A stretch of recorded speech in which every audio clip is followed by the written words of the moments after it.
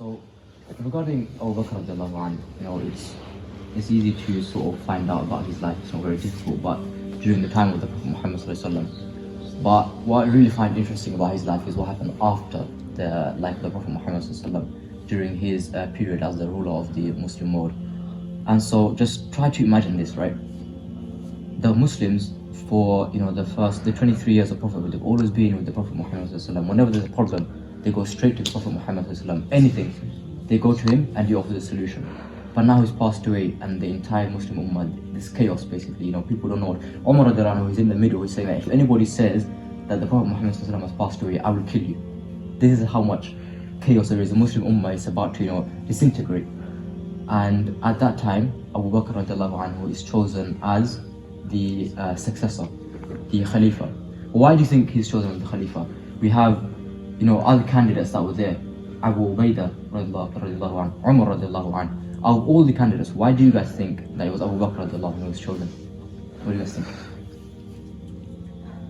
Anyone? He's a close friend of the Prophet sallallahu. Yeah, that's one. It's not what's it for.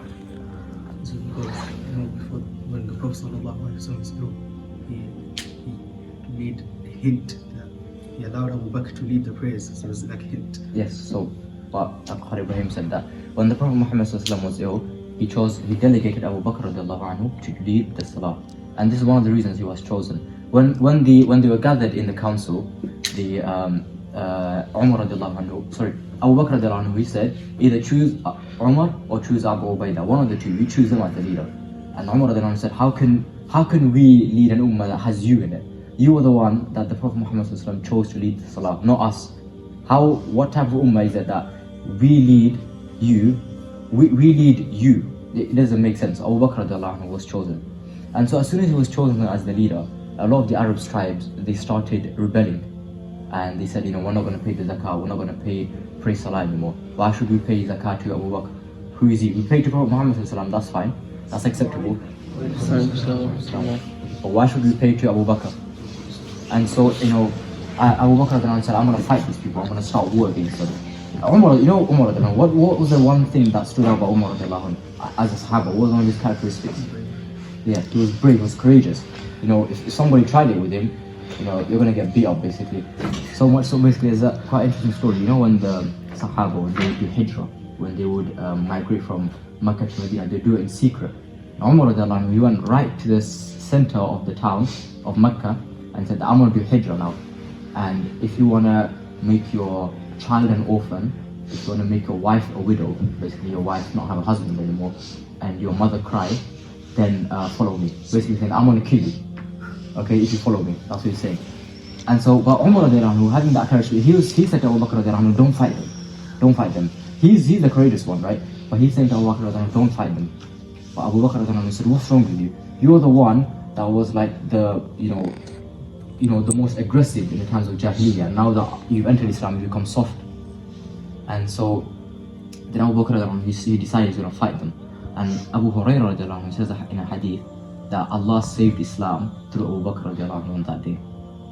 That Islam was saved through Abu Bakr radiallahu anhu. If Abu Bakr radiallahu anhu hadn't made that decision to fight the Arab tribes who had rebelled, then imagine what would have happened. One tribe's in rebellion, then another tribe's in rebellion, then the 23 years that the Prophet Muhammad spent uniting the Arab world would have been finished. And so you might be thinking, right, why should we take Abu Bakr radiallahu anhu as a role model, right? For role model, what do you guys think that a person needs to have respect, to have like status in this world? What do you think that person needs? What do you guys think? What sort of characteristics should a person have to have some sort of status in this world, to be in a high position? What do you guys think? Leadership. Anything else? They have to be extremely pious. Pious, yeah. So pick a few brothers, right? Okay. But they have to be respectful. Respectful, yes. You have a familiar face. You look familiar. Did you go to JU? Yeah. It's familiar. I went to my secondary school. So go on. So. They need to do something with this life. Yeah. So they need to leave behind a legacy, don't you? Yes. And this is everything Abu Bakr radiallahu anhu had. Some of us, we think that you need like an expensive jacket, or a fancy car, a lot of money, rich clothes, all these things. Abu Bakr radiallahu anhu never had anything like that, but he was still the best man to walk on this earth after the Prophet Muhammad sallallahu alaihi wasallam. He was still the ruler of the entire Muslim world. People still respected him, people still looked up to him, people still loved him, people were still scared of him. He had power, but did he have what we think that we need to have a status in? So he never had any car. He had 14 patches on his clothes. He was the ruler of the entire Muslim world, and he had one robe, and he had 14 patches on it, and he died with that. So I'll leave you guys with that. Imagine that. Such a powerful person with 14 patches on his clothes. He didn't need, materialistic possessions. He didn't need things in this world to gain that status he did. He got that status through Iman and through his title Siddiq, which means truthful. We've got more time left, inshallah, in the itinerary to discuss a few things that Abu Bakr radiallahu anhu. If you're finished there, I know there's so much to speak of Abu Bakr radiallahu anhu. We hear sometimes the name of Khalid bin Walid, everyone's like, oh, Khalid bin Walid, the warrior. Then we hear about, I heard a few, when I asked who was the best among the Sahaba, I heard a few brothers saying Bilal radiallahu anhu. And he was great as well. And then you hear about Umar radiallahu anhu, and say, whoa, Umar radiallahu anhu. Everyone knows Umar radiallahu anhu. Even the non-Muslims, even Shaitan, when you see his name, he used to get scared. We see Umar radiallahu anhu, right? We all think that we know what Umar radiallahu anhu, he expanded the Muslim world to great lengths, right? Egypt, Syria, Palestine, Jordan, Iraq, Iran, Central Asia. But he would never have been able to do all that expansion if it wasn't for Abu Bakr radiallahu anhu.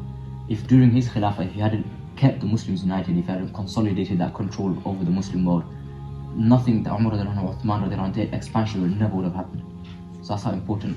He is often overlooked in terms of achievements when compared to Umar radiallahu anhu, Uthman, Ali radiallahu anhu, because of how much they expanded the Muslim world. But none of that would have been possible if it wasn't for Abu Bakr radiallahu anhu, because he laid the foundations for that expansion.